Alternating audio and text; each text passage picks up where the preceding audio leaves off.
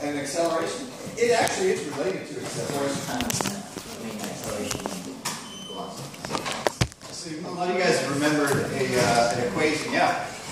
Force is pretty much like, how do I say this? Like pretty much like work or like something that is driving something, pretty much. Okay. It is related to work as well, and it does drive things in a way, yeah. Okay, and then there's our other equation that it equals mass times acceleration. If you want to calculate it. What is it? Equals mass times acceleration. Mass times acceleration. Excuse me, guys. Forces are really any push or a pull. They do cause things to accelerate. Right? If you push on something, you'll accelerate it potentially. Push it hard enough. Now, vector addition, right? We're going to do this with pushes and pulls. So, you know, if we push something with, here's your unit, by the way, it's called a Newton. That's your unit of force, and it's abbreviated with a capital N. It's about 50 newtons that way and 20 newtons that way. Right, we can just add them like any other vector you've already added. And you'll find that this ends up being 25 degrees. But, of course, there's also direction. Yeah? 307 degrees. Right? 307 degrees. Okay, tell us how you got 307 degrees. Tangent inverse of 20 over 15. Okay. Right, if we want this angle, the opposite is 20, base is 15. Yeah, and so cool. Yeah. Well, it comes up to 53, but because they're both positive, we just go to the first quadrant, so you have to subtract that from 360. Very nice, very nice. Okay, that's really one big thing I wanted to go over again, right? Is we're always talking about an angle as being positive from the, if you go counterclockwise from the positive x-axis. So this angle you calculated was either, it was 53 degrees, right, when you did this. Or you could have said, well, it's a negative 53 degrees because it comes down this way from the x-axis. Or you could say, well, this is 360 degrees minus 53 degrees would be 307. Does that make sense, or no? Yeah. Okay, so this is 53 degrees, right? From here to here. And it's 360 degrees the whole way around. So 360 minus 53 gives me 307. Because we always talk about the positive degrees being counterclockwise from the positive x-axis. And that's the inverse of tan of 20 over 15? Yeah, inverse tan. Okay. Okay. So today, I think you guys are going to enjoy today and tomorrow. You know. Okay, yeah, we'll have computers tomorrow. That's not it.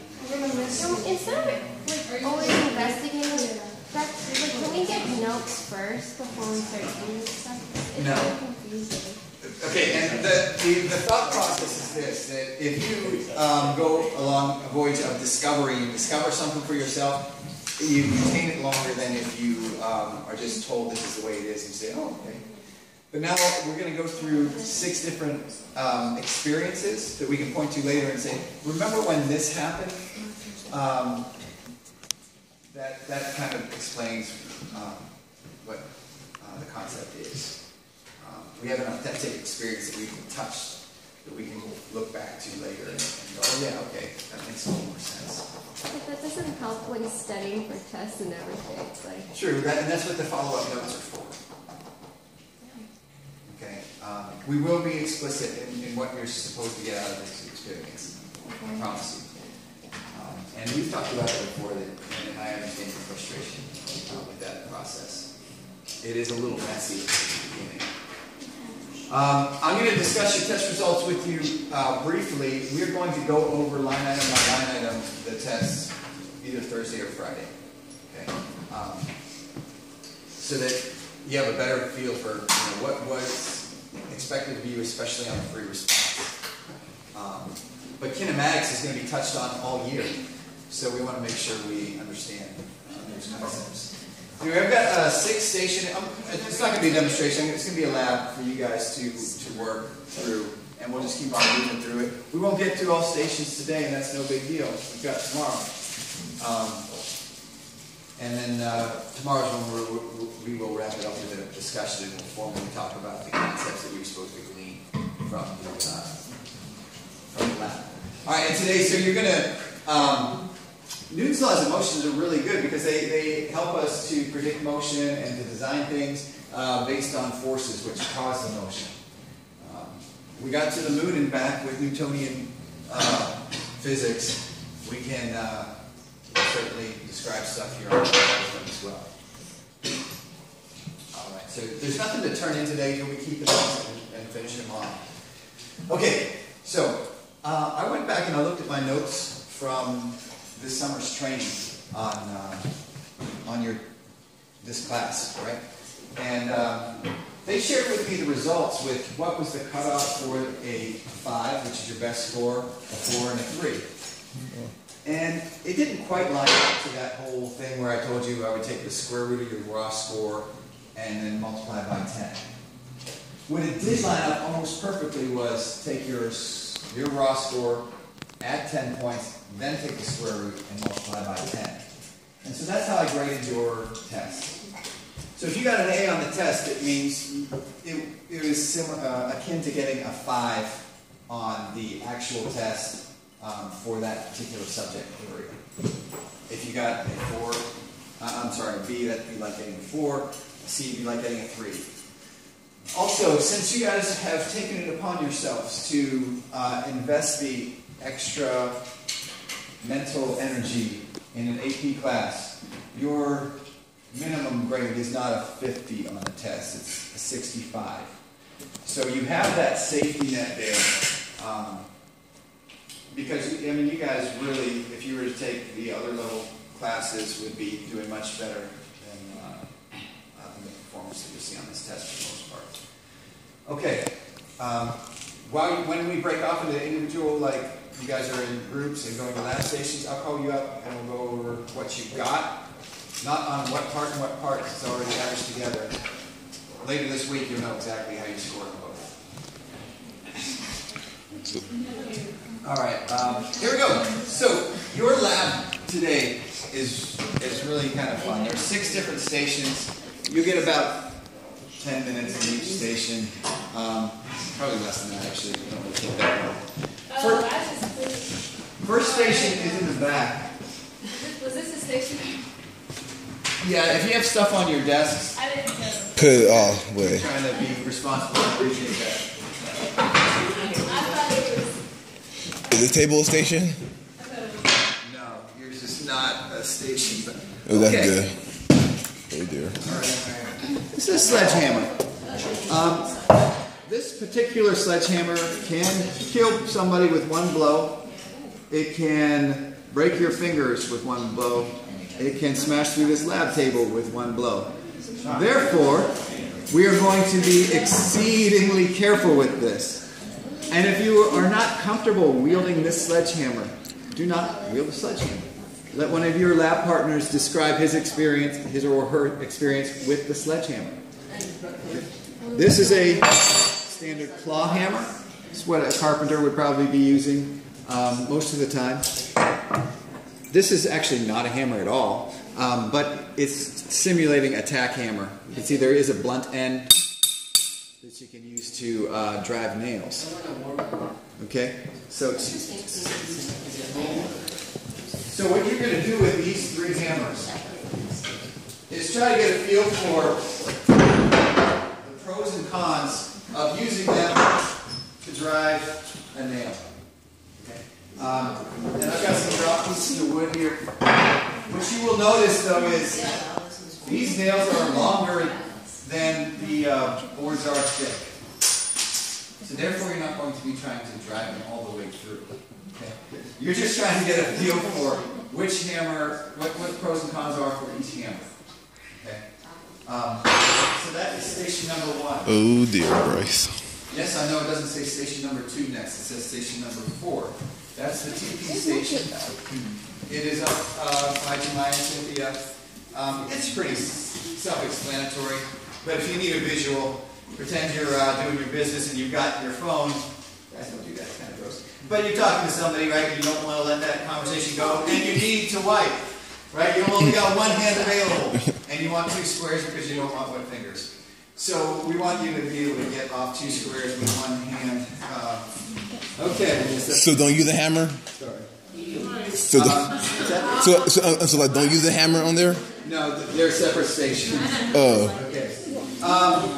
Station 2 we are going to look at together. It's this pendulum in the back. Station 3 is up here with Michelle and Kathleen. Wow. You see you've got a... I'll take a picture of this. You've got a 10-pound weight. It weighs 10 pounds. I'm not sure what its mass is, but it weighs 10 pounds. Okay. You're going to take a Dixie cup, and you're going to bounce it on the Dixie cup. Okay? And the Dixie cup will support it. You place it correctly. Put it right in the middle, and then take a little hammer. We know each other well enough. We're not going to be violent towards you. So, when this is still on top of this, you're going to give it a whack. Okay. But before you give it the whack, you're going to predict what's going to happen to the cup as a result of you giving it a whack. Okay. Now, you're not trying to be Paul... I can't remember the guy. Was it Paul Bunyan that dug the... Yeah. Paul Bunyan with the axe. Was that... Yeah, he had the axe. Anyway, the Mighty Casey or something. Yeah. The guy who... Okay, so don't, wind up... But give it a... give it a good little shot. John Henry, thank you. That was the man. Yeah, the tunnel. And beat the train and then died. Yes. And then you're going to take a separate cup, and you're going to take your mass, and you're going to drop it from about an inch above. Okay? First, of course, you're going to predict what's going to happen to the cup. You want to drop it on the cup. Yeah. You want to compare the damage done to the 2 cups. Now, I only have this many cups left, so don't go through a lot of cups. I'll bring more tomorrow, but I don't have enough for a lot today. My kids need something to rinse with at home. Okay, what's the next?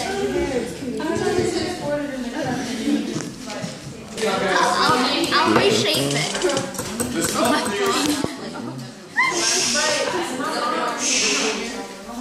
Excuse me, we're not done explaining the 6 stations. This is just a spring scale, right? It's got a spring inside that measures the amount of force that's being pulled down. The faceplate moves, so you want to just make sure when nothing is hanging on it that it's reading 0, so just slide it down. It does read 0. And then you're going to make some predictions as to what happens when you quickly jerk up, or quickly jerk down, or move at a constant speed or steady speed up or down. You make those predictions first, and then you'll test them out and see how they compare. What you're making a prediction is what's going to happen to the reading on your scale as you move in each one of those manners. And there are 2 scales, there are 2 masses, so you get a lot of hands on them. Lastly, in Ethan's table, you've got the station 6, which just has another spring scale. This one's 10 Newton, and it's got a number of masses. This one's very self-explanatory, except for the fact that this already has a mass of 50 newtons. Your first measurement is for 50 grams. Your first measurement is for 100 grams, so you wouldn't add 100 to this. You only add 50. Yeah, Lamar, you have a question? So we're all doing each of these? Yeah, well, in groups. Yeah, your groups are going to go around different stations. Yeah. Oh, that's a great segue. Okay, so everybody, we're doing this one together, and this doesn't make sense to do it separately. Set up right here, and I've got 3 boxes. And the first thing we want to do is try to tell if there's anything different about the boxes just by looking at them.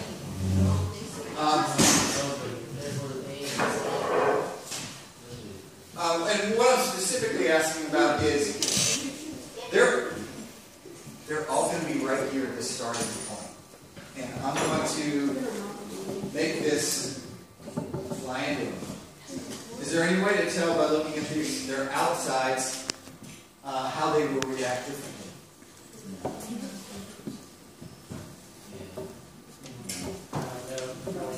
They all look the same from the outside. What might make them react differently? On the inside. On the inside, sure. Okay, so where's A? Let's start with A. I need a carbon ball. Alright. I'm going to start from the same point every time so we have some, a consistent force being applied. Okay. Not that far. Is this from B?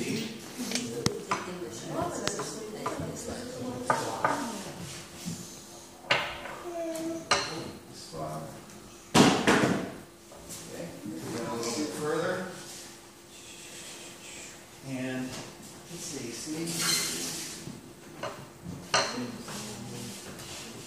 Here we go with C. Okay. So there's some follow-up questions to go along with that. Have it. Okay, and so then we'll just break up into groups of like 4, and we'll put like 6, 7 minutes up, and you guys can go to